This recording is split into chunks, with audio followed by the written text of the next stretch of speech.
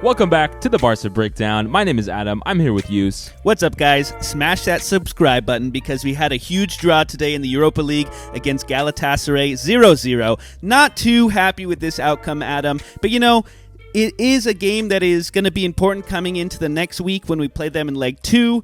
And then we have the Clasico. So I was kind of hoping we would take advantage. Not just the Clasico. The Clasico 3 days later, right? True. That's what makes this opportunity so sad, is that we've basically thrown away a chance at the Camp Nou to put away a tie, right? I think if you look at what you and I predicted for this match, we had us winning by over 3 goals. And I think that was not too far off of a prediction based off where Galatasaray are in their domestic league, because I've seen things that they were like 16th 2 weeks ago, and they won 2 in a row against relegation side, so now they're up to 10th. But overall, they've had a very poor season. And so we rightly expected us to come in and score more goals, because we saw us score goals against, right, like 4 goals against, Valencia. We had a lot of goals against Atletico Madrid, a lot of goals against Athletic Bilbao. We beat Napoli beat them up pretty good at that second leg. And those are teams I would consider all better than Galatasaray. And I think the testament to how awful this game went compared to our expectations was the fact that our best player on the pitch doesn't even play for us right now. Right, and Iñaki Peña over as the goalkeeper for Galatasaray on loan from Barca really had a wonderful game. Yeah, I totally agree. Is showing that he can be a backup for Ter Stegen. But why don't we just start off from the lineup, Yus? Yeah, of course, Ter Stegen we had in the back, and then we had Eric Garcia actually in for Pique starting with Araujo, and then Alba and Dest, because like we said, Dest is in while Dani Alves is not signed up for the Europa League. Then the midfield, we had Nico in place of Gavi because Gavi's out on yellow cards, and he didn't start Busquets, which we've talked about before, saying let's not start Busquets. So that was, for us, we were pretty happy about that. Then we had FDJ, and then PEdri. And in the front, we actually had a surprise. Depay's first start since he got injured in his calf a while back. And then we had with him Ferran Torres in the middle. And then on the right wing, we had Adama Traore. So overall, I was kind of interested the fact that we started Depay when we haven't played him in so long as a starter in a game that we wanted to really go up. Although he did come in as a substitute in our previous game. He scored a goal to get a winning goal, right, with that penalty. So I think for me, what struck me as the most weird is that we've used Ferran Torres a lot as a left winger.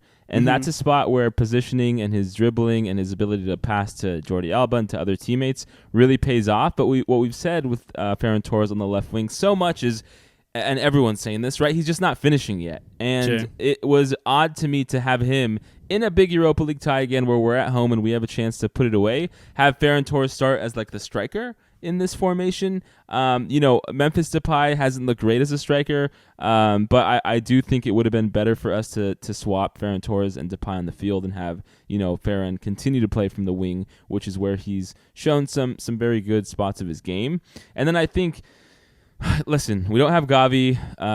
We've talked a lot about how Busquets in European games where they're trying to press us and they're trying to push us, how he's just not fast enough for that type of game anymore. So it made sense that we put Nico as a sub, but the issue was we had Frenkie de Jong really playing in position for Busquets as that CDM, and I just felt like it kind of neutered his ability to come out and make an impact offensively. And then Nico, very young, not trying to just be too upset at him, but just didn't have a very good game at all. And so it would have been much more beneficial for us, I think, to have Frenkie de Jong playing and, basically swapping them positions. Then the back, Eric Garcia, Yus and I are not the biggest supporters or fans of Eric Garcia, but he had an overall okay game and was able to, at least stop out 1 goal, I thought. And then, that's really my thoughts. Like, the lineup wasn't that bad. And as we get into the game, after you talk about your lineup thoughts, Yus, the game was just very meh all around, right? No one had like a disaster class. No one had a huge brain fart. There wasn't like a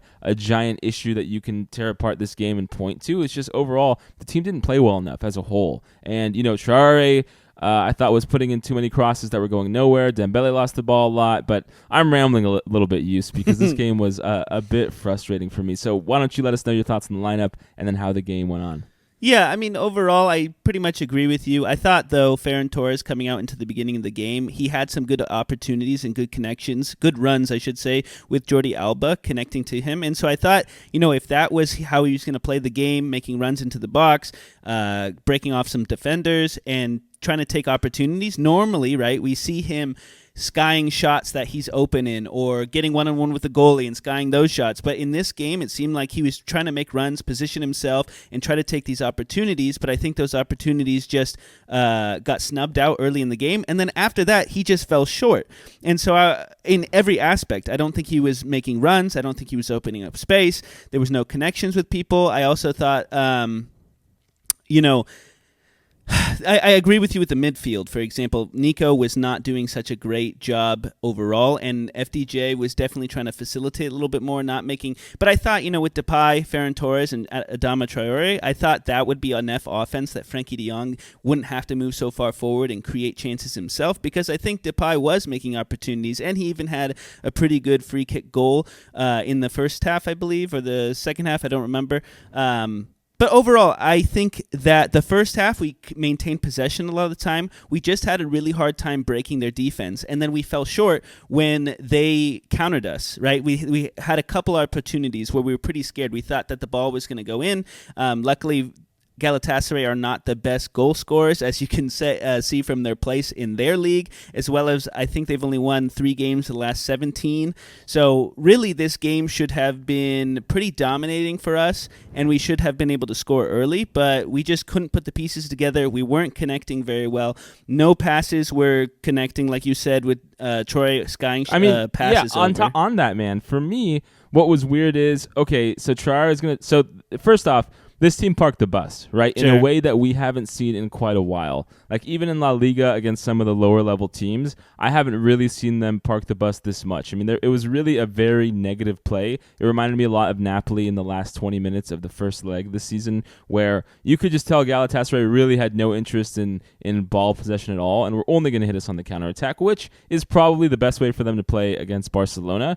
But it just felt like we hadn't honed our skills at breaking through this type of offense, right? Because Sure. the thing that made most sense to me was, okay, they're going to park the bus a lot, so the best strategy for us is to cross it in and hope that we can score a header, and then for us to put on Luc de Jong so late in the game didn't make sense for me, and then the idea, if we're going to put Luc de Jong on, the idea to put on, take off Adama Traore so early was also weird, because Traore was the one who was really providing a lot of crosses, although they were quite errant throughout the game. I do think we have to give Xavi credit, because he made the appropriate changes that we needed to see at halftime. Sure, right? I He totally puts on agree. Busquets for Nico. That was huge. He also made the interesting choice to take out Araujo and put on Eric Garcia. And I don't know, man. It's kind of a buzzkill, right? Because we've had such a good month of February where we came out against some big teams and had huge wins, right? We beat Napoli bad in that second leg. We beat Atletico Madrid for the first time in a while, and now we have round of 16 against a Turkish team that's not in the best spot, and we have a Clasico coming up, I think, on the 20th.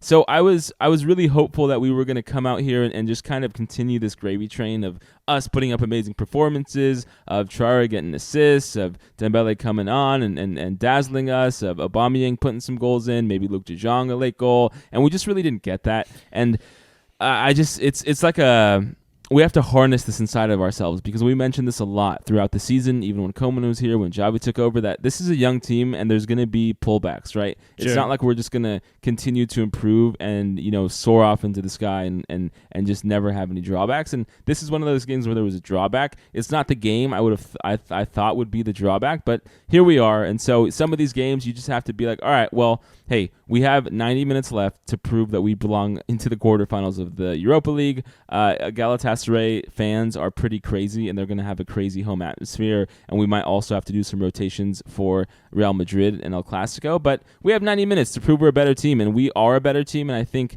it's not the worst case scenario here, right? It's not like we lost 2-0 or 3-1 or something. Sure. I also think we kind of needed this game to play out the way it did, in a sense, because I think since we haven't had a lot of experience with this squad against European teams, we've only really had La Liga, and then we got decimated in the Champions League, especially against Bayern Munich, right? I think we need a little bit, like that first 90 minutes, to adjust and figure out how Galatasaray are going to play or what their strategies are, right? I think Xavi needs to see what's going on, and then in the second leg, he'll be able to kind of watch what happened, deploy something different, make up new tactics, make up new plays to get around maybe parking the bus for Galatasaray, find their weak points, find their what we were doing wrong, what we did, I think one thing that goes into that, and it's something I didn't see in this game, right? Because I think, maybe Luc de Jong comes on earlier, maybe we don't start Ferran Torres up front, we put him on the left wing, right? Those are some, and we start Busquets, PEdri, and Frenkie de Jong. Those are some obvious changes we can make in the lineup.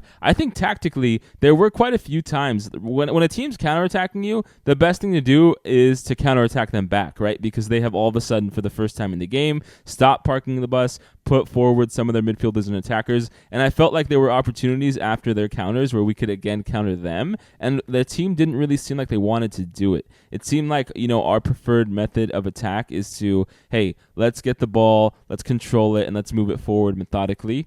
And when that's not working right throughout the game, I think the best adjustment we could have made is we need to wait for them to get a counter, and then we need to counter them back even harder. And I feel like that's probably something we need to take advantage of more in the second leg. But I also don't think they're going to park the bus, right? They're at home. They have their fans. They have to score. They know they have 90 minutes to get like a legendary victory over FC Barcelona. So they're going to play a much more open game, and I think in that type of style, our team and our quality will shine through.